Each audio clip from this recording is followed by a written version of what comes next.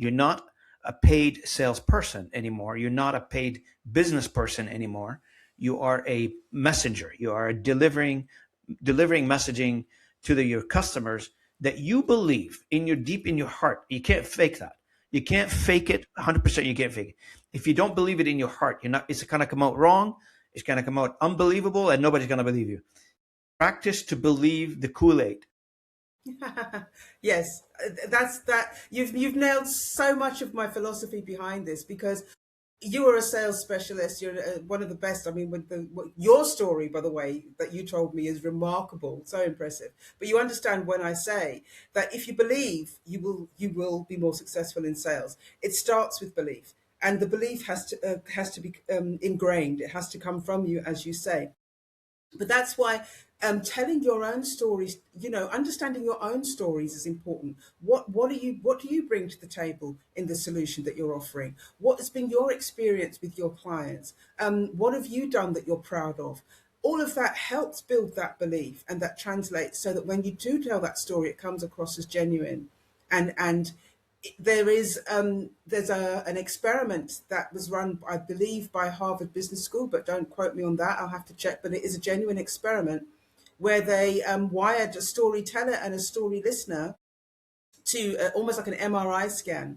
And what happens is, as the person telling the story goes on with the story, their brain waves start to mirror each other. It's the closest thing we have to a form of telepathy.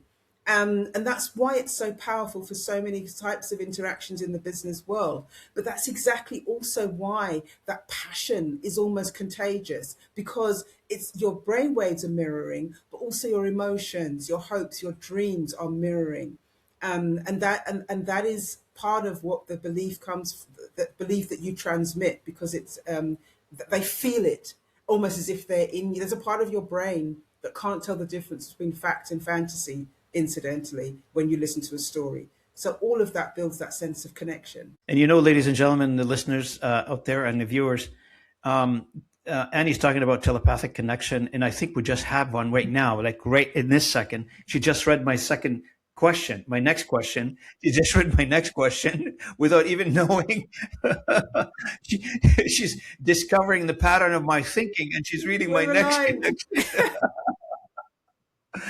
So I was going to ask you, actually, what is the psychological shift that someone makes to make this story compelling? And I think you just described it, that emotional engagement, that people on the same wavelength, we call it wavelength or emotional connection.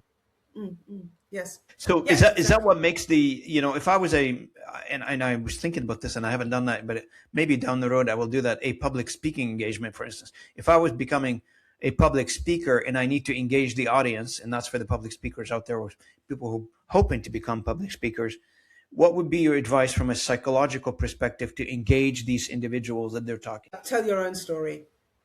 Obviously, you do your research to make sure that what you're talking about is relevant to the target audience. And is there a different? Is there like a